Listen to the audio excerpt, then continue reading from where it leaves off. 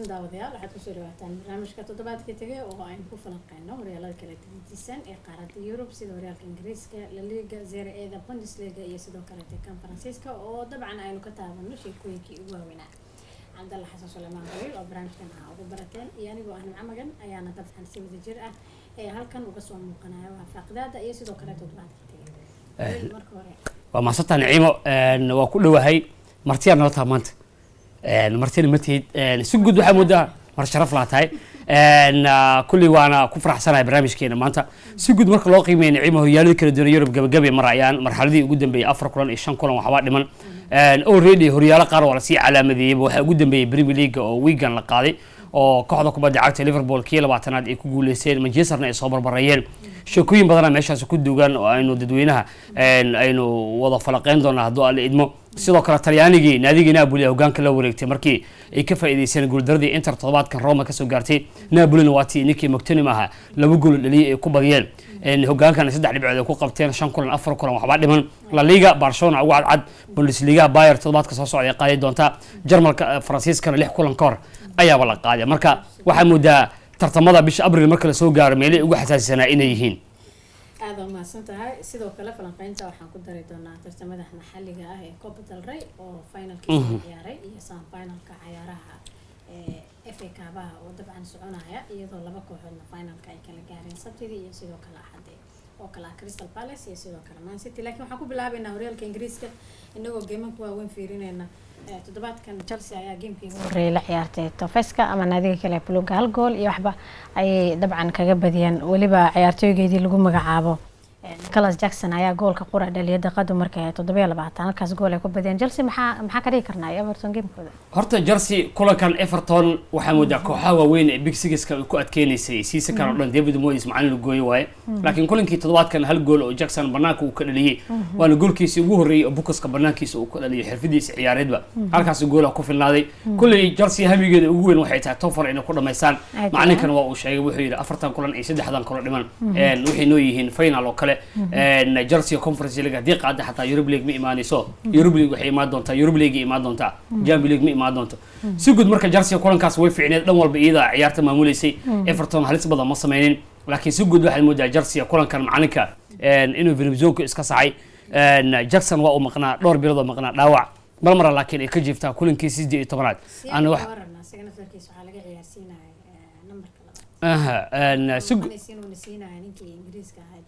James maadaama toddobaadkan Conference League ay dheeli doonaan si guud marka loo qiimeeyo marka macalinka isku dabaradu sameeyay dhowr ciyaartooy macalinkana waxyaabaha uu sameeyay waxay tahay line up ma lahaba maalin hadda Lavia usbuucan ciyaaray oo dib u soo laabtay oo waliba ciyaar aan caadi ahayn qaata macalinka uu sheegay markuu Lavia uu fiican yahay wuxuu yiri habeenadiisa ugu fiicnaa ayuu qaataa Enzo Fernandez sidoo kale Moses Casado Chelsea dhibaatadaysta waxay tahay dhanka daafac iyo goolayaha waay laakiin hadiiba hadda clean sheet ay bixeen faa'iido ugu weyn toddobaadkan way heleen hal ever iyo 3 point hadii heleen waxa moodaa waliba Everton oo kooxaha dhibka badana in ay Everton waa ogtay kooxihii lagu gooyay Chelsea kamid yahay iyadoo kacsan oo bandhigooda fiican yahay ee barajada ay ku bilaabay December ilaa hadda jugtii ka socotaa Chelsea marka toddobaad kale soo dhaafay Chelsea guuli gaareen waati Fulham ay comeback ay ku sameeyeen 6 dhibcood ay qaateen gaab fiican waa marka rajadooda top 4 marka maadaama Ingiriiska 5 kooxood u matali doonaan inay soo fiicnaataa muddo بدل هل سؤال وماش استفور كذا ودينا يا أولاد كقار لقيها بإني مال أما إلا واحد يوبهين وحلا وريال كإنجليز كشنكو حسوا عديسة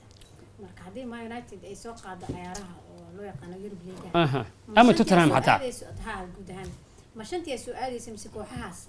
اللي يكونوا قناعين مسكوا واحدة الشنات كل مستيك بحسنا هرت السيد الشرعي قران وحركة الحركة كبدا عكتا يوافا إنجليزكا إسبان إيطاليانيكا يوافا laba kursi soo dhigtaa oo ah kuraas dheeraad maadaama kooxaha Champions League la kordhiyay sanadkii hore laga dhigay horyaalada 5 kooxood automatically u aadayaan oo wax gorgortana kama jiraan tusaale hadda Talyaaniga oo kale kursiga shanaad waa lagu guuleystay Spain ku guuleysatay maadaama tartamada Europe meel fiican ay gaari waayeen Spain already meel fiican ay gaareen Barcelona ay joogto Atletico Bilbao ay joogto Conference League ay ku jiraan Real Betis ay socoto marka waxa la fiiriyaa marxaladda marka waxa la xisaabaa dhibco guulaha kooxda ay gaartay barbarooyinka ay heleen Liverpool iyo Arsenal iyo Aston Villa meel dambe soo gaareen 16 soo gaareen Messi Aston Villa waxay soo gaartay quarter final kii soo gaartay wareegga 8 soo gaartay waa tii Arsenal final ay joogtaa marka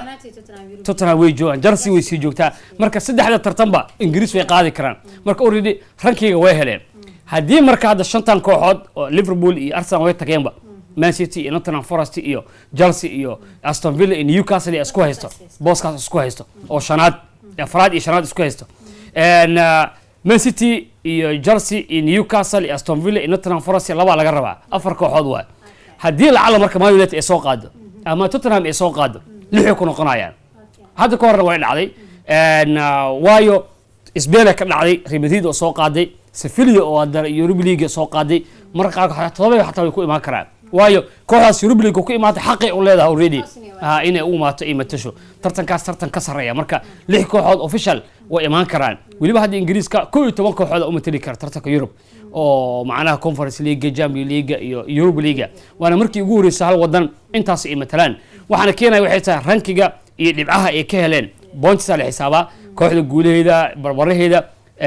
UEFA ranking marka kooxda maadaama meel fiican ay gaareen shantaas kooxood already xaqi u leeyihiin wayna ay tageen lixdan way noqon karaan hadii Man United ama Tottenham midkood uu ku guuleysto Europa League way aad u maasan tahay Premier League ku soo noqonaynaa iyo maalintii Sabtida ahayd kule Chelsea Everton taas ugu muhiimsan laakiin kooxihii oo championship aaday waa la sii garaacay naftirkooda fiican lahayd Leicester iyo Southampton Ipswich Town guul daro waxay kala kulmeen 3 Everton Newcastle Southampton iyada lagu garaacay Fulham halka Wolves na Leicester ay ku garaacday 3 marka kooxahan horta markii inay horta waa markii ugu horeysay saddex kooxood hamar wada imaado hamar ay wada dhacaan xaq darre ku imaadeenba uma qalmeen Premier League inay dheelaan koox xoogaa u dhiga badneed Ipswich Town ay ahayd oo season-kan muddo ayagu waxay leeyihiin yaa markaas Chelsea noo balmiyay halka kooxood afar dhibcood ay ka qaateen Chelsea waa dilab malla aad u fiican oo akademiga kooxda Man City ka soo baxay horta kooxaas Leicester City burbura ku dhacay Jamie Vardy asoo 38 sano jiro oo Serie B ma aadayo dhah 12 sano kadib waa macsalaameeyay ma aqaan meesha uu aadi doono kulay inuu ciyaaro raba Premier League oo sii joogo wili qabiir waaye marka Nasr waxa muddo kooxda 16 kun oo leeliyay waxa la garaacay 14 kun la garaacay marka gool ku sii ogaaday Nasr Man United isaga fiicnay xitaa CV-giisa macallimo meesha ku burbura hadda koox weyn oo aamini doonto ma jirto waayo kooxdii god u sii socoto god ku sii ogaaday Serie B oo ka badbaadin xaqiiqadii waana ka xumayo min legend waaye Manchester markuu hay waa ogeen afar kulan uu leeliyay saddex kamid oo badiyay kooxda Southampton already kooxdii ugu horeysay noqotay iyadoo 7 kulan 6 kulan dhimantay Serie B aade toddobaadkan Ipswich Town xaqiijisay iyadana aade nimankii Southampton gool ku hormareen toddobaadkan laakiin Fulham laba hal uga badisay Matthew Cunha la laftigiisa bandhigiisa cajiib ko sii wada usbuucan gool dhaliyay Wolves diirada u saaran marka saddex gool iyo eber gaab fiican waay Wolves intii Serie B ka carareysay laakiin hadda already ka soo baxeen isaaq marka loo shabaqa gaaray kulankii Newcastle toddobaadkan Eddie Howe oo tababarnimada ku soo laabtay cudur iyo waxa laga helay dhowrkii kulan ugu dambeeyay waa u maqnaa marka si guud waxa moodaa championship kad waa laga soo dhamaaday dagaalka top 4 isugu yimid tartamada Europe Brighton Bournemouth Everton ay dhahay Fulham dhamaan Europa League ay ordayaan kooxaha kale Champions League ay ordayaan Tottenham xaalada ugu xumeeyay ku jirta 17aad ay fadhiyaan saddexda kooxood oo dhaceen bisa ka hooseeyaan waxa marxaladii ugu xumeyd waa laakiin siisakooda wuxuu ku badbaadin karaan oo kaliya Europa League ay ku guuleysaan laakiin Premier League marka la qiimeeyo horyaalka waa lagu kala baxay laakiin dagaalka ugu adag wuxuu noqon doonaa top 4ka way Man United ayaynu dul istaageynaa kulay iyaguna waxay ku ciyaareen gagadii Bournemouth ku ciyaareen toddobaadkan maalintii Axadda oo shalay kulamadii dhacay Man United waa 96 daqiiqo goolka oo bareejada heleen oo waxa la arkay ninkii Hoyland oo si weyn ugu dabaaldegay marka Man United oo team weyn hadda waxa muddo kooxihii inay home away u garaacayaan tusaalahan waxa ku sameysay Newcastle dhowr iyo 90 iyo dhowr sano kadib ee home away u garaaceen koox kala jirta iyadana 100 sano kadib miya marka Bournemouth naftirkeeda afar dhibcood ee Man United season kan ka qaadatay marka Man United waxa ka dhigi karnaa in 96 daqiiqo goolka bareejada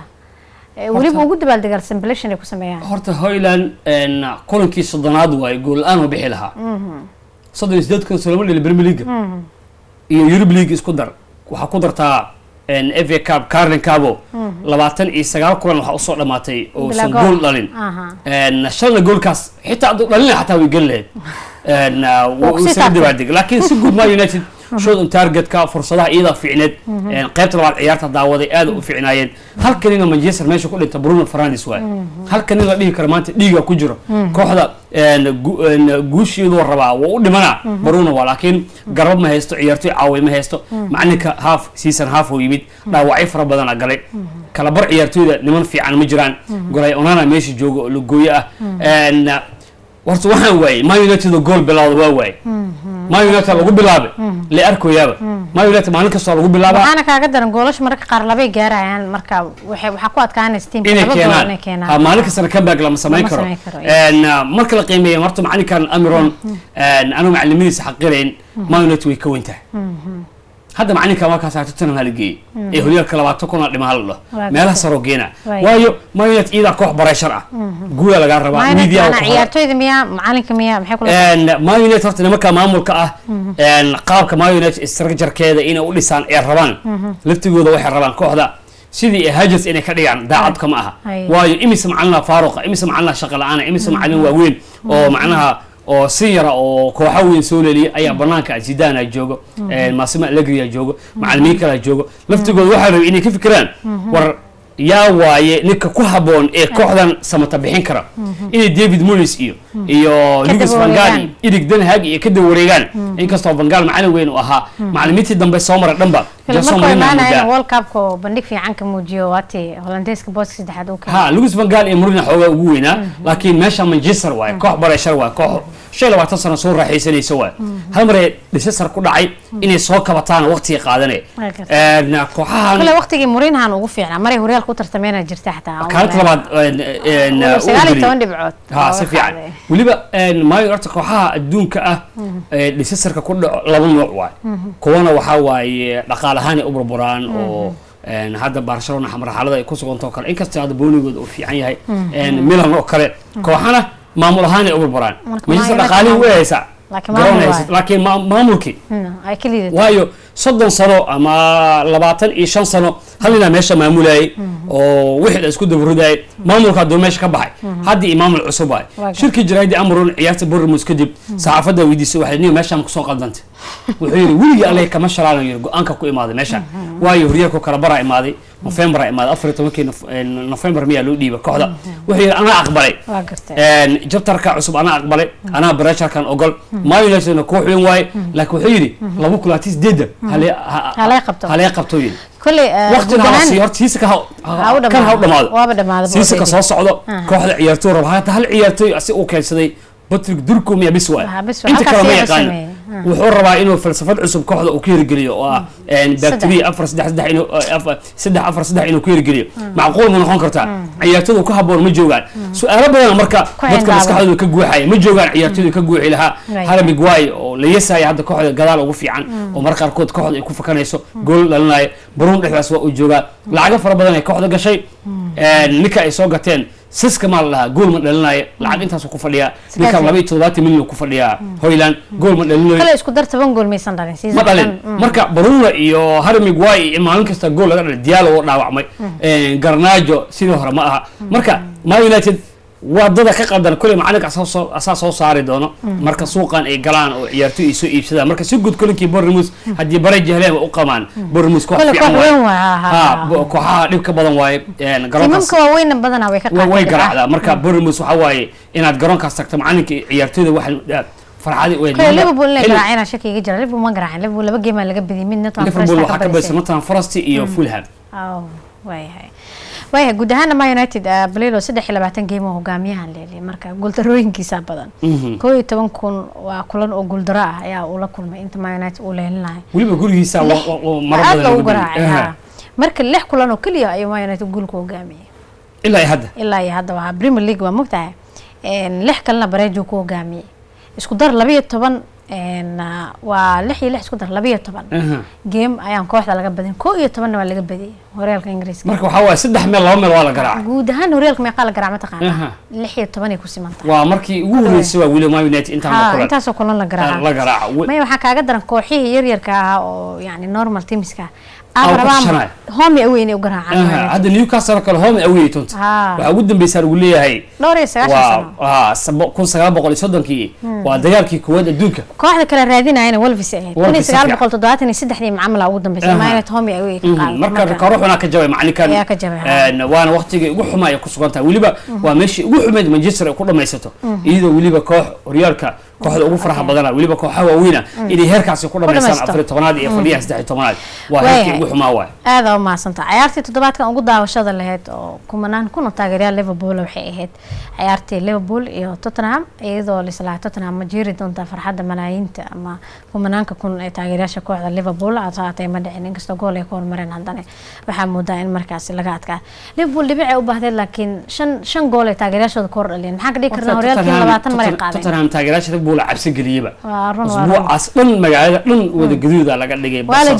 waa la fasaxay Liverpoolna gobolkaasi ka dhisan tahay gobol ma aha oo sida London iyo goboladan oo kale waaweyn ma aha gobol iska kooban oo dad yar iska degan yihiin waxa waaye aan mashquul badan lahayn marka Liverpool xilli ciyaareed waxay qaateen xaqiiqadii aan caadi ahayn kulankaas waa la ogaa Liverpool inay badinayso gool badan ku badin doonto waayo form ku jiro Tottenham labada kulan isku dar 10 gool laga dhalay gurigooda 6 cibar lagu soo badiyay marka Tottenham iyo macallinkan gool ku sii ogaaday 21 kulan laga badiyay xilli ciyaareedkan waa gooldaradii ugu xumeed waa isku dar gooldarooyinka ku dhacay gurigiisa waxa loogu badiyay 12 kulan marka macallinkan ma aqaan ilaa hadda waxay ku sii haystaan baranbaxaya ka dhacay Liverpool oo maamulka iyo taageerayaasha isku kacsan macallinku wuxuu leeyahay dhaawacyo fara badan ay gal aniga ciyaartoy lama soo iibin kooxdii maalgelin badan lagu sameeyay laakiin markii hore macallinkan Australian-ka asartiga ku yimid oo iska hal horyaala oo iyaga iyo Rangers horyaalka Premier League horyaal barashar waay macallin Antonio Conte iyo Jose Mourinho boriyeen Jose Mourinho final joogo koob ay boriyay xaqdaradaas maanta ka soo baxday marka Liverpool hamiye lahayd dhibac bis u baahnayd dhibac wax ka weyn ay heleen kaabiba 3-1 lagu maray marka awood Liverpool waa ogaan kartaa iyo xajmiga ay taagan tahay iyo kulanka sidoo muhiimadu ugu ah taageerayaashoodii la jannadoodii ciyaartoodii hore dhamaan garoonka waa la wada keenay maalin dabaaldeg u ahayd cid qasi kartaa marka xitaa inkastoo si guud ay u dabaaldegi doonaan ciyaarta oo Crystal Palace oo ah tan ugu dambaysa safiican waliba sharafeed loo gali doono oo adi 24 saac kadib ay dhici doontaa sharafeedka yani waxa ka wada afwan teamka yani baska kaasaka hadda ka hor waxay qaadeen moogtahay Champions League marka يعني waxay heleen taageerayaal 1 milyan ku dhow oo soo raacay baska 750 kun markii qaadayeen COVID-19 dabcan ma jirin waxaas marka maadaama Premier League taageerayaasha iyo taageerayaasha Liverpool halka horyaal ee laga qasay kaas oo ahaa taageerayaal ma soo raacnaa hadda ma kacmala soo raacay kala xirnaa corona oo ahaa ayagoo 30 sano kadib horyaalkii qaaday adduunkii coronavirus kala xiray xitaa markii garoonka ay ku dibaaldegayeen kulinkii ay xaqiijinayeen garoonka boorar la isaga sawirnaa way taageerayaal lama ogoleen inay imaadaan Klopp iyo Van Dijk iyo Henderson iyo garoonka iska ordaayeen caruurtoodii iyo xaasaskoodii ma jirin laakiin kan wuu ka xamaasad badan yahay wuu ugu xamaasad badan yahay Liverpool oo walwal iyo cabsi ku beerneed Klopp oo baxay waliba horyaaladii hore wuxuu ugu xisaabay markaas waa la ogaaba Liverpool dhinac badan ay ku qaaday Klopp wuxuu tartamay Pep Guardiola Arsenal tartamay laakiin kan hadda waxay ka faa'iideysteen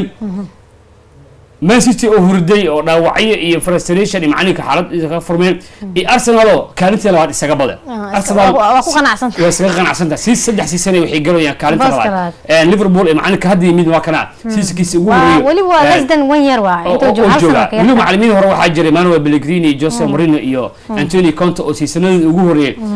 koob qaaday macallinkan waxaan dhigi karaa marka taageerayaasha ugu faraha badnaa ee koox horyaal qaado inay ku dibaaldegi doonaan waliba waa dhugtay markaan aad u xuseen cibihi Manchester maadaama hada horyaal ay xireen وإلهم هدي لك هدي صف شرفت كمان ينتهي أي سنجري تاسع درنا له كي وعك ها ولبا هذا مانشستر صبر بريال لبعتن هريال إن كسر تغييرات مانشستر إلى أنا قصدي حيتون بريميليغا هاي سنة لكن هالمديا مقعب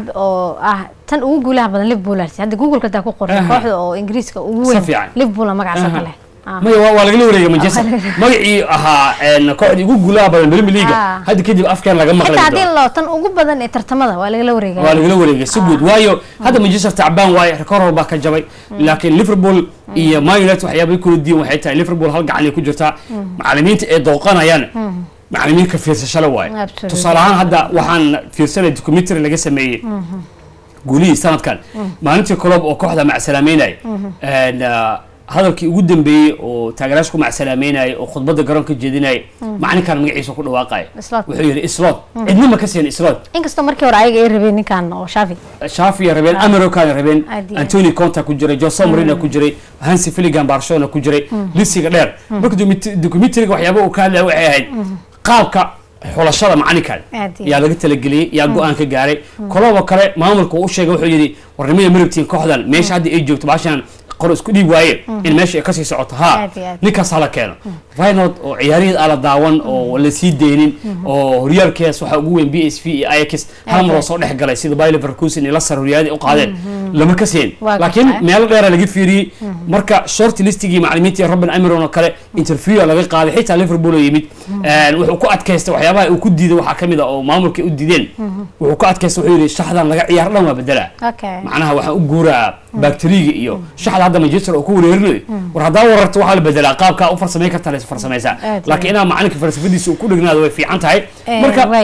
nimanka kalena waa laga diiday ninkan waxyaabo u doortay waxay tahay macalin dabacsan oo dabeecad la waayo oo media aan ku badanin macalin wax isku wadi karo iyo falsafadii club inuu dheeli karo 7 sano ka soo dheelaysa laakiin haddii su'aalan ka weydiin inkastoo macalinka uu qaaday reason badan aan Liverpool saaciday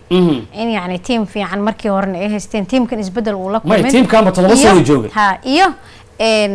يعني dhibaatada kooxaha kale ay la kulmeen wax jaalan jiray inay weeyeen si fiican ma taas waxyaabaha Liverpool teeda kale ogaw season kan halfkiisa shaqeysteen ee dhibcaha u badan shaqeysteen markii January la gaaray Liverpool oo dhibcaha badan ay ku hogaaminaysay cid u soo dhawaa kartaa ma jirin way ogaayeen maray jaalan jiray marna Chelsea xoogoo gelisay kii ugu badnaayeen laba dhibcaha loo soo jeersada mar Everton soo jeersatay aan dhahay waxa soo jeersatay Chelsea waa tartamayna markay dhaheenba shanaad lixaad laga riday Arsenal Aston Villa iyo inay dhibcaha bilaabeen Southampton iyo Newcastle laakiin guud ahaan hogaamiyaha marka loo dad badan oo dhalinsana jirta taageerasha qaar ilaa hadda oo Liverpool way dhalisay ma macalinka waa dhaleecinayba waxay dhaayaan Champions League oo kale soo wajahay maya horta saddex koob inaad diirada saarto hamigaaga markuu weynaado waa dhibaato waay ninkan squad oo badan ma haysto fiiri saddexda ciyaartoy hadda la dhihi karo من بسيشن marka ka soo qaadna Salah iyo Magalhaes iyo Van Dijk waxaan dhihi karnaa saddexda ciyaartoy in bسيشن ugu wanaagsan waay Liverpool 19 kooxood ama xitaa Man City Arsenal iska wax la tartamay waxay kaga faa'iideysan waxay tahay dhaawacayna ma galin ciyaartooyda ayagoo bad qabay kan ugu dhamaaday ganaxiya ma galin frustration kale iyo buuq kale kuma furmin Champions League kooxda ugu dhibca badan ay ahayd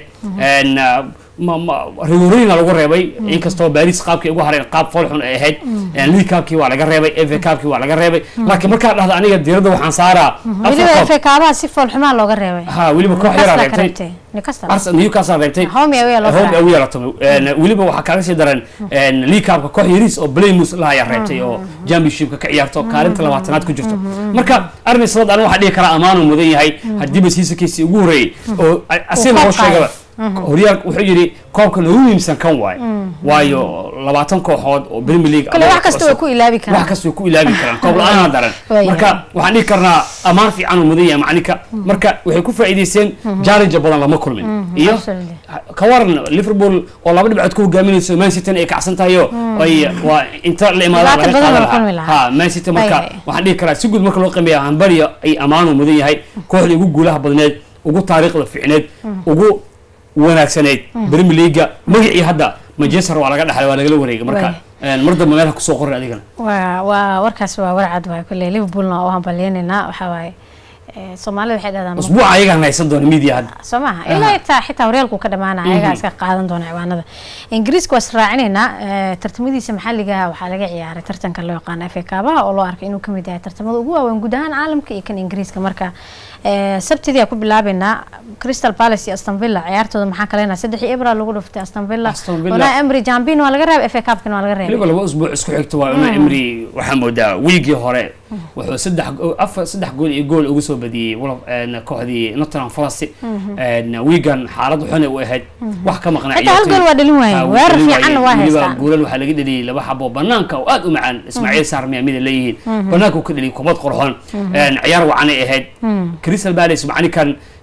garasar la yiraahdo ciyaartooyda oo wato ciyaartooy physical oo aad u fiican waaye qaab ciyaareedkooda ma xumo كل نين متات هذا الله متات أنا كساني وقتها يعني كابولين تلحق كوي حرت الاستيجا وكلنا أصل وقتي وجد جول وكذا لي أصل مدرك وصقري كلنا كان ولي بجول معه كذا لي سجود مركز أصلا بلا وقلبين ولا قاعد يعرف فينا بلا ولا إذا ما تك كريس الباريس سجاشن بقول إيه سجاشن اللي سيهين ولود الله تقاب مقادم سدح سيسن سدح مرة فينا الإمادين سجاشن كي لو كل حيت تمام كي يمركن مركا سنة إنجليز كوح قبل ولا هل تيم يسكت درسنا اسمه ما مجرت واحد تريب القاضي كرم مجرت كل نيوكاسل هذا أولريدي كوبي ليفربول كوبي قادم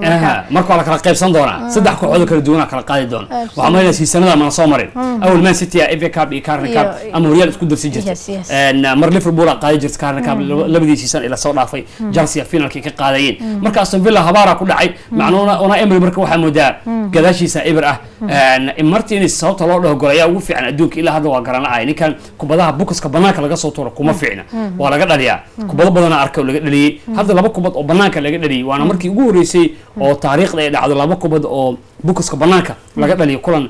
sama final FA Cup ka marka si guud ahaan bal yaalana Crystal Palace inay koobka iyaga qaadana kuma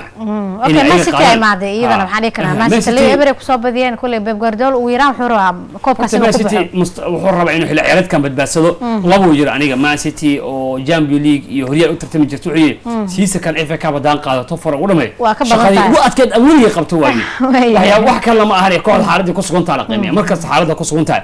kooxda la qiimeeya Man City xaaladda xun ay gashay Rudiger ka dhaawacmay De Bruyne muddo maqnaa Haaland ka dhaawacmay daaficiisa marka qaarkood ma fiicna macnaheedu squad kala duwan ma haysto garbihii Ewer Bernardo Silva Dugo ha inkastoo wiigala soo dhaafay guul weyn Aston Villa ay ka gaareen haddana waxaan dhihi karaa Man City season kooda FA Cup kan wada baadi karaa toforan already aniga inay ku guuleysan karaan waa xaqiijin karaa waayo Man City kulamada hadda u harsan waxa moodaa inay dhibco lumaysa aad u adag hadii Aston Villa ay ka soo badiyeen haddana Nottingham Forest labi Eber ku garaaceen oo kooxii average ka xoga uga adka ah oo top 6 ku jiro Man City waxaan dhihi karaa mustaqbalkooda beeb kan mid baadi karaa waxaan u sii dheer odaga madaxu degsan raba macallimiinta u soo laabatay oo arkay waayahan halkan koob qaada marka marka awal barbaleen family waxbaha odaga isla hadlay wadooyinka iska maray marka hadda gabadhii ay kala tageen ama xaaskiisii gabar yaa dhihina marwidi hadii ay mar ay ku soo laabatay odaga waa karankiisa loo soo marna oo imaana asoo Guardiola oo hadda ka xasan waa arkay way hada ma san tahay horyaalada kale iyo meelaha kala fiirinayna kulli Spain aan dooranaya maadaama ciyaar weyn toddobaadkan ay dhacday kulli horyaalka toddobaadkan lama dheelin kulli bisa Villarreal bisa dheelay waa ka gudbina marka laakiin ciyaarta Copa fiirinayna Copa del Rey Real comeback ay sameysay waa laga soo bareejeeyay ciyaartana buuqay ku fureysay bilowga buuqay ugu furtay oo referee ka caawdeen ciyaarta 90 minutes markii la arkay ayada dhan buuq Real ma dhigi karna kule buuqan looga sii qaado Real Madrid magac u taagan tahay Madrid magac la u taagan tahay mooyee adiga tusaale waxaan kaga soo qaadanaa xaafadiina ilmo booni ku dheelma jiraan ciyaalka xaafada koodka actor jimcado kale nin booni lama arkin oo booni ka qaadanay banada asaas kale no Real Madrid midihi waa banadeena waa qanadeena waa dagaalameena garoonka hulac waxyaabahaas wax oo حتى هل فاولو يعني او جديد wax caadi ah wax oo Real Madrid koox intaas leeg xajmigeeda ku dhaqanta ma aha waxay ahayd ina maanta adoo weyn oo Real Madrid inaad garsoore aad ku dhigtaa ayada waa ka socday garsoore abasho laga muujin karaa laakiin fiiri wiligeed alleed ma dhicin inta media ku jiray koox dhaqanka Real Madrid oo kale aniga wiligii waxa maqli jiray oo Real Madrid waa loo eexdaa waa laga eexdaa wiligii alle ma maqli hadda Real Madrid oo ka cabanaysa cadaalada ay maata dhahaba waayo Real Madrid inta waliba inta loo sameeyay Real Madrid koox loo sameeyay ma jirto waayo Real Madrid ma nuun iyada laga fiican yahay badaysa inta waliba abeekii ugu dambeeyay waxa isweydiiyay war Real Madrid sidee intaan koob ay ku qaadeen waaran waayo ku inta final aan soo daawaday Real Madrid 2 daqiiqo ciyaarta wax ku bedelaysa maalin kasta 2 daqiiqo wax ku bedelaa kuma soconayso Real Madrid wax isku biirsada marka waxay tahay ciyaartoydii oo daalan mentality ahaan dhintay iyo Barcelona oo ilmo yar yar iyo dhiiran oo firfircoon haysato arinta kale isdheeray waxay tahay barasharkan miidaha ee saareen uu caawiyo kooxda Barcelona waxay u soo galeen ayaga wax barashar haysan oo iska caadi ah iyo Real Madrid oo barashar garsoore saareen waliba waxyaabaha aan ka daawanay ciyaarta waxa kamid ah foul markuu dhaco garsoore inuu barashar ka bato waxa ku ogaanay teamka dhanaa ku hareereysanaanaya waa u sii sharaxaaba kan saasa dhacday kan saana dhacday asaltigiisa laakiin wax qaado kulankaas oo weyn dhacan waliba miidaha loo eexay oo rigoora ma ahayn taas waa garsooraasha dhanaa sheegay laakiin maya xitaa rigoora hadduu dhihi lahaa xataa barasharka ka batay dagaalkii buuqa maxaa keenay Mbeba mar la dilay laakiin Real xilligaas oo rigoora laga siiyay labada gool Real Madrid waxaa laga dhaliyay ciyaarta daqiiqada dhiman 85 daqiiqo waa la bareejiyay Ferran Torres bareejiyay goolna wuxuu ku dhaliyay 100 iyo 12 daqiiqo ka saraateemka laga dhaliyay war cunigan la leeyahay Asensio Ramos maxaa loo leeyahay Ben White Leo Ramos maxaa loo dheh maba xataa habeen marmaayo mari karo fiir ciyaar marayso 120 daqiiqo ina foul oo stupidnimo noocaas aad gashaa adoo rimid u dheelo fiiri ciyaartoy rimid u yeeli jiray Ramos iyo Bebe iyo ayaga ugu daranaa maya foulada ay galaan bukuska ma ahaba banaanka kugu soo cunayaanba bukuska ma isla iimaanaysiba hada uu soo jeeday inay isla iimaanaan qalada rudi halkan nin kan waa rudi karo aha asana dabaalnimo sameeyay waa la bedelay French Junior dhaawac loo saaray Minid waxaan dhihi karaa halkan nin kan nool amaanta mudan waxay ahaa Courtois season wuxuu qaatay aan caadi ahayn hadii Minid ahaa leen ceeba ku dhici lahayd kolkii Arsenal hadii ka waran oo labada dhinac baa ku weydiinaya Vini markii uu baxay mislahayd barashar badan Barcelona ka digay iyo Barcelona mislahayd dhameystirka waxay waxa ka maqnaa Landiska tuu joogi lahaa ka war نرتنا بندويسك ويتبين لكن برشلونة وحيتها بقى هل عيالهم كوميتر سنة سيسا كان في رافين انت قولوا لي نيكا وقولوا شو بدل ترتن كان فران توريس واي اوكاد نقول يمالا قول كل لنا يكون عاوناي هبين وحلو وفكنا بدري هبين قافي على وفكنا لولا كوخلا اي تيم ووك ويجرو لو عيارتوي لك هذا انيه فيني بس نقول كسوا نقول كسوا امبابي كليا هذا ريال فيني يا دني امبابي يا دني فيني مركا حبيب هذا رودريكيو او كوخلا وفينا شن 20 جيم هل جول مدلين او قرن inaadiba ninkii kooxda ugu fiicnaa waa Ancelotti marka asaga kooxda dilay Arda Güler oo kaad isaga haya habeenkii wuxuu qaatay habeen kamid ah habeenadii ugu fiicnaa ayuu qaatay in intrigo ka jaanta Masiina Ibrahim Diaz oo kaad ku haya وويكا بكا ورسنته انا يرير كان نفتنا ku shaqeysana Barcelona iyo ku shaqeysanaysa ilmo fuucud ku shaqeysanaysa بدري قافي ilmo yar wala isku daaya cunugu Barcelona dhahayaan duuka ciyaaray caadi ma ahayn siisan fiican oo qaadanaya marka war adina waxa ku diidaya waa weeykan ma shaqeysan waayeen yaryar kana keena ani Janis Arda Güler iyo marka la keenay iyo Luka Modric Barcelona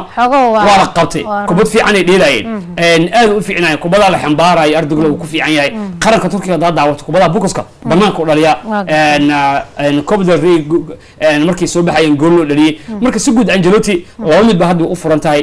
horta sharaf u leeyahay ninka Real Madrid maamula ma yaqaano ninkan kooxda ma yaqaano waliba seefta ku qaadsiina hadda wararka maanta soo baxay waxa la already Brazil uu la heshiiyay habeenkii way joogeen mas'uuliyiinta Brazil ninka inuu baxay u dhowdahay laakiin siisa kama dhameysan doonaa iyo ma ka tagi doonaa ee su'aasha ay tahay kulli hada 5 dhiman marka El Clasico ku soo socota baadil kale waay wali waxay dhici doontaa I think 11 May hadda saddex El Clasico dhacay mid saddex looga badiyay mid afar looga badiyay mid shan looga badiyay marka waxa muddo already macnaheesu Felix amaano mudan yahay Realkina afar looga sareeyaa laga sareeyaa marka ma Barcelona siisa ka triple koox la dhahay qaadayso ida ugu cadcad amaani mudan yihiin macalinka waxyaabo amaanta ku mudan waxay tahay koox wuxuu yimid jiid ah koox wuxuu yimid oo buuq ku furan oo dhaqaale mid kale macalinkooba u diyaarsan yahay macalinkooba 13 final dhili 13 final waa u qaaday Ancelotti uu leeyahay 5 final dhili kana ka rekoor badan ba iyo war macalinkan حتى ديارنا لو أولي واي ترين أسود تاجر ماركنا مساجد مينو ترين وصار راعي أسايم أساس كسود برا العكتي سيورو وسوديته برشلونة هذا وكذا جاي كواحدة أو أنا يورو وكذا جاي ورا رفينها أو سيزا كان بيلا ويجي سوقي عليه برشلونة توجي سوار صد مليون يعني نوقع قاطع وما دام فينانشال بربل مو هيستي أو هيستي أما أنتوا يعيرين كبرون دي أورو مقابلة اللي ها شرط ليستك أشرحن أوريدي كنت أقول وكتربيشكيس وكل ولاية صدقني حوجا ودلي سدي تمنجر وعوي مركا معانك isbedelada uu keenay waxa kamid ah kooxdii wuxuu ka soo saaray koox jecel Ancelotti iyo Felix maxay kula duween Ancelotti ma macallin weyn ah laakiin Ancelotti kubadda uu dheelay kubadii hore waa Ancelotti sidoo afar dhix u dheeli jiray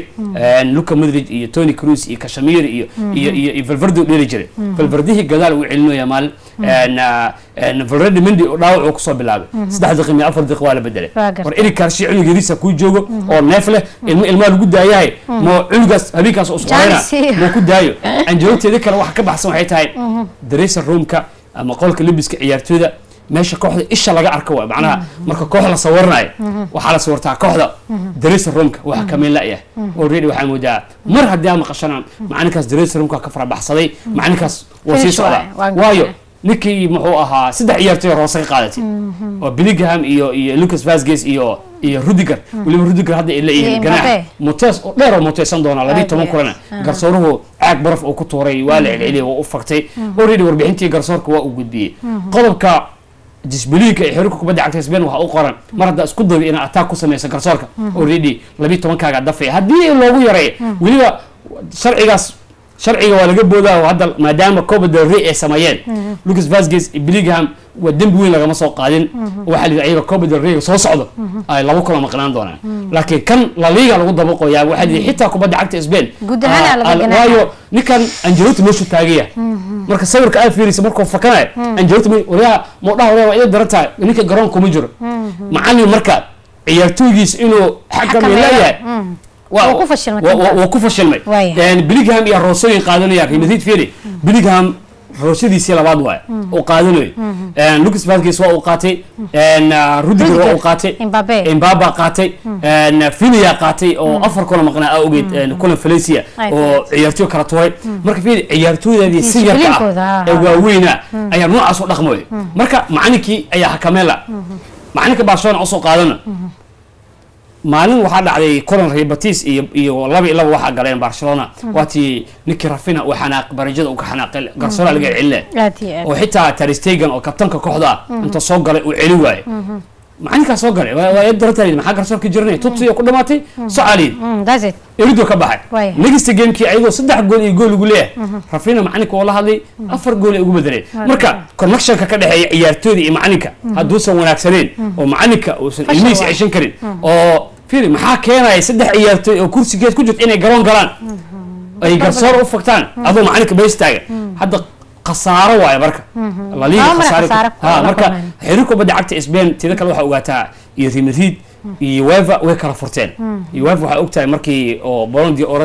oo Rodri la siinay iyo waxyaabas waati la isku dhacay hadda La Liga ninka odaga jooga ma naxo Javier Tebascan wuxuu leeyahay Real Madrid yaa la dhahaa warakoon kama imaawaysin koox kale ugu bedela garsooraha la bedelay sheekada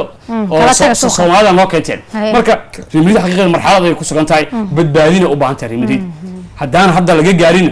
Madrid waa xaalad ay gelin doontaa Shaafici maana leeyahay Talyaaniga waa ku weydiin doonaa laakiin toddobaadkan Harry Kane wuxuu ku sigtay in Real uu qaado laakiin dhibcaha waxay ka sugayeen Bayer Leverkusen in Augsburg ay ka badi karto marka Bayer Leverkusen way badiyaan 2-0 ay ku badiyaan haddii Bayer Leverkusen laga badin lahaa macnaheedu waxay noqon lahayd Bayern ay badin lahayd in Real ka qaado marka wali weytino ku jira Amerika horta Harry Kane waliba habaarkay uu si daba socdaa ma ka daba harin waa gartay usbuuca soo socda ee dibaaldigi doonaan ma joogo yelo kaar ku maqaya ninka ma aqaan ninkan waalid ma inkaaray ninkan oo top fiiri laba season oo jooga 120 gool ka dhaliyay Bundesliga gool waa farriina ciyaaryahanka u dhaqsiyaha badnaa anigu waxa la yaabana Harry Kane oo World Classic players ah Premier League top scorer Premier League ku jiro Tottenham all time scoring ah qaran naadi qaran la maro wuxuu tagay Euro final uu tagay final World Cup safiican Tottenham final tagay waa laga qaaday Champions League waa ogeyd marka laakiin kan kii habaarka isaga baabi'i lahaa waay wiiga soo socda gar iyo gardaraba way qaadi doonaan champion noqon doona Bayern waa tii 12 sano xiriir ay qaaday hal sano Bayer Leverkusen in soo dhex gashay Bayer Leverkusen ma socon karaan waayo Bayern laftigeeda company oo ku cusub marxaladan horyaalka Jarmalka waxa moodaa inay horyaalka u qaado si fiican ay qaadanayaan uu badbaadiyay Harry Kane marka hadii uu qaado horyaalkan kulay waxay u noqon doontaa in iftitaax imaatikiisii koowaadba Supercup laga qaaday oo madaxa lagu dhufay Bundesliga waxa lagu qaadaba bila ambition lagu qaaday marka waxa la habaarka adiga laakiin sanadkan top scorer asi way horyaalka marka sanadkan soo dhaaf asaa qaaday Golden Boot iyo u tartamaya suuqad marka waxa moodaa Harry Kane habaarka inuu ka bixi doono Jarmalka kale Bayer iska si jirtay meesha samara Bayer Leverkusen soo dhex gashay Borussia laakiin waxa moodaa Bayer inay sidii hore isa ka fiican ee hadda u soo laabteen Kambani iyo Harry Kane iyo dhamaan waliba idoo xidiga badan ay ka maqayeen David iyo Jamal iyo dhaawacyo badan ay galeen Bamakaano hadana macalinka Steel waxa moodaa in form fiican uu ku hayo marka kulli hambal yaa leenahay nimankan Bayern Munich usbuuca soo socda kulli hoyaalkan sana soo gabagabeyn doona hoyaalka Talyaaniga fiirinayna wacdar badan ka dhacay kulli Inter Milan hal iyo Ibra looga badiyay oo Roma kaga badisay Napoli laba gool ay ka badisay oo Torino ay kaga badisay labada gool waxaa ka dhaliyay ama waxaa dhaliyay McTominay waliba Cambiyadii oo dhaliyay ama 45 daqiiqo ugu horeysay teamkiisa Fabregas Como hal eber si dirqa ugu badiyeen Milan 2 eber ku badisay marka guud ahaan horyaalka Talyaaniga maxaa dhigi karnaa Juve waa badis kale 2 eber horyaal ani 90 min daawada horyaalkaas waay dadku arkeenaa aan Real Manchester iyo hawo qaaday aniga horyaalkan Chelsea ma ka baxday waxaan dhageysan jiray asoo raadi laga tabinayo oo raay lama soo deejirin oo Juve une tuba Ingardo tuba aan dhageysan jiray marka ciyaarta maanta ay dhacday biri camal la keenay jiray maanta isniin talaado camal la keenay jiray ciyaaraha markaas cajalada dib loo daawi jiray marka horyaalka dalka Talyaaniga horyaal waxa waaye hadduu jiro maanta horyaal xiisa la asawaay Inter Milan xaqiiqdii ma aqaan kooxdii waxay ahayd ugu fiicnay ziyaareeda 5 season ila soo dhaafay laakiin saddexdii kulan ugu dambeysay gool darooyin aysan la kulmin 5 season ugu dambeysay la kulantay Inter Milan Coppa Italia Milan soo reebtay oo usbuucan la bahdilay 3 gool eber loo dhiibay Bologna ugu soo horeysay kulamada dambe heetada fiiris labada Milan ma AC Milan fiican AC Milan fiicneed laakiin Milan ay hadda isku toor ma aha marka Milan sagalaad ku jirtaa naadigan oo ogtahay meesha ay taagan tahay Bologna si garaacday wiiga la soo dhaafay hal eber horyaalka ku qaarijisay toddobaadkana waxa garaacday Roma marka Napoli faa'iido weyn ka saddex gool saameynaysa oo waliba kulanka waxay dheelayeen ayagoo og natiijada ciyaarta Antonio Conte uu qaadi lahaa laakiin wuxuu galay 5 bareejo isku xigtoo galay Lazio la galay Roma la galay Udinese la galay Juve la galay adiga bareejo ay macin daro galay Antonio Conte waliba hadii siisakan uu qaado Antonio Conte waxa la dhihi karaa saxaafada ma boolisan kan fiiri waxa ka tagay qarfisheeda ma laha Victor Osimhen ka tagay kooxda buuqay gashay ciyaartoy ka dhaawacmeen hal ciyaaryahan loo soo gaday lacagta nimanka maamulku isaga shubteen McTominay 25 milyan wax lagu soo qaatay maanta waa key playerka kooxda Hawaii already 12 gool iyo 8 caawin maraya toddobaadkan kii ka horeeyay laba hadda liiga kaliya 11 ka dhigay Empoli miya kun hal eber madaxu ka dhigay kulli ka sii horeeyay 3 ku badiyaan laba asaa ku lahaa kulli toddobaadkan ay la ciyaareen kooxda Torino labada gool asaa dhaliyay marka fiiri ciyaaryahankaas wuxuu ahaa ciyaaryahan dulmano ahaa ilaa hadda waxa la yaabanahay waliba markii Manchester la joogay geemamka waaweyn ninka go'aamiyo dhexda nin madaalo ahaa every position ma haysan hadda Dan Haag ninkaas kooxda ka diray hadduu macalinka Amran uu joogi lahaa nooca ciyaartoy ugu jecel yahay waa ciyaartoy neef leh aan daalin oo dhexe oo scoring ah yellow card ka qaadanin roosa ka qaadanin waraa Manchester season wuxuu noqday top scorer Man United season kaas oo mar noqday marka waxa mudaan Napoli waliba hadda marka fiiriso kulamada u harsan Inter Milan iyo Napoli ay jiraan Napoli Serie B u harsan laakiin nimankan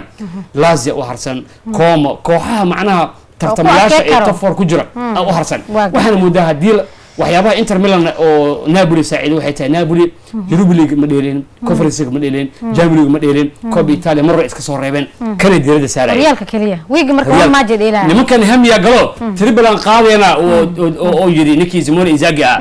triple ki final waa joogana Milan soo gabagabaysay Champions League ilmihi farqa ka soo horeeyay Barcelona marka siisa kan adoo Faaruq hadaa baxdo marka ku dhahayo hamigaaga weyn hal koob diirada saar adiga marka hamiga weyn marka ku wuxuu ku diraa adoo meel cidla marka Inzaghi waxaan dhigi karaa tii kale waxay u darsadeen Thuram ka dhaawacmay oo kulankii Bayern dhaawacmay saddexda kulan uu ka maqan yahay saddexda kulanba waa la dilay oo Thuram uu ka maqan yahay Martinez Bartender ahaa way wada fiicnaayeen laakiin waxa la ogaaday in Thuram uu ahaa ninka kooxda fiicnaa hakan iyo Barella iyo dhamaan ciyaartoydan way daaliin every game in goal laga dhaliya tii kale yaal iloobi ninka Claudio Ranieri kooxdan Serie B ka baadiya la Roma 18 game streak wuxuu wada consecutive oo aan laga badin Claudio Ranieri 2 kooxaha Yurub dhan dhibcaha ugu badan shaqeysta waay macna khibrada waay mar qaar kood fiil experience-ga oo saacidahay taa hadda waxa la tuugay warniyo contract noo saxay inuu wuxuu yiri waa daale Cagliari oo joogay Serie B ka soo saaray Serie A kan wuxuu yiri waxa rabtay ma idin keenay waa iscasiri league hal mar la wili retire noqday marka labadii retire ee lagu faa'iideeyay kubadda cagta waxay noqdeen Sisne iyo Nikan iyo Claudio Ranieri ninkaas oo soo fariisto laba koob hadda haya waa kana oo Bashaluya 27 game oo unbeaten u yahay hal kulan Borussia bisa laga badiyay marka Ranieri asoo la dhahay Serie B ka badbaadi oo maanta oo Roma uu gaarsiiyay heerka ay taagay waliba ogaaw Dybala 10 kulan ugu dambeeyay ka maqnaa oo ACL dhaawac galay ma dheelin asoo marka ciyaartoy yar yar isku haysto waxa muda marka amaan Inuu mudiya mudan tofar yahay. ay tartamayaan Milan todobaadkan way badisay labi eber ku badisay ninkii Jimenez shabaq soo taabtay iyo Joe Felix biya si guud markuu waxaa moodaa macalin Castaw guushi ay ka gaareen Inter Milan motivation ay keeneen way fiican yihiin Juve kulankii hore waa la soo dilay Parma todobaadkan labi eber ku badiyeen Yildiz Rosa oo qaatay Budar marka waxaa moodaa tofar ay ordayaan kulay aniga naadiga aan ka taageero labaad Milan ay ugu ogtaa laakiin Como waa Fabregas jooga siska Como waxyaabaha ku badan jooga Fiiri, Dali Ali iyo dad badan fiiri Como Serbia ka timid kooxihii kale ee asaageeda la imaado godkii way tageen way dhaadhaceen okay laakiin iyada waa tagaas 12 lagu fadhiyaa Napoli tunta kooxda maamini Napoli tuntay Lazio tuntay miya kooxo weyn bareejo la gashay kulli habeena Milan ay la ciyaarayeen 2-2 meel la galeen miya oo Dali Ali gamekiisa ugu horeeyay safiican marka si guud waxaa moodaa Fabregas macalinimadiisa oo meesha ku soo bixiyay waa adkaysay ilmo yaro academic oo Barcelona Real oo kasoo shaxatamay Benes xilliga leeyihiin oo maanta qiimo weyn ku fadhiyo kooxdana fiiri marka ay horyaalka sare ay sii joogaan investment badan ay heleen maalgelin ay heleen TV rights had garoon dhisanayaan oo niman maalgeliyaal oo Mareykan dhow war haye war kooxda Sharon laga siiyay Henry iyo kooxda iskale asaxta 9% ku leeyahay oo shareholder wuxuu ahaa warniyo kooxdan Serbia hadda ka soo saarto Serie A aad keento Serie A-dan aad ku sii haysid shirkaaga markaas soo dhaqan galaa optionka oo heshiiska ahaa hadda already milkiilo waaye macallin waa uu yahay oo badbaasada kooxdiisa Serie A ku sii haya ciyaartoy fara badan heli karaan deemo fara badan heli karaan ciyaartoy walba imaan kara marka si guud marka waxaa moodaa kooxda kubadda cagta Como waxay qaadanayaan season aan caadi ahayn ay qaadanayaan season kulay waqtigan inuu naga dhaca moodaa Francisco ku weydiin lahaa laakiin PSG way PSG rabtaan madax nagu gaarsiiyay todoba kulan kor la qaado waa laakiin PSG ma ambitki waa lagu dadkii hore waa jimciyo waa andhay nice gool lagu bidiyay nice ma bintin marka istriga ambitki waa uu jabay 32 kulan ay dheeleen 4 kulan bas bareejo galeen 20 intaas oo kale way badiyeen marka kulay todobaadkan Emirates aadi doonaan wixii kala kulmaan kulay leeyihiin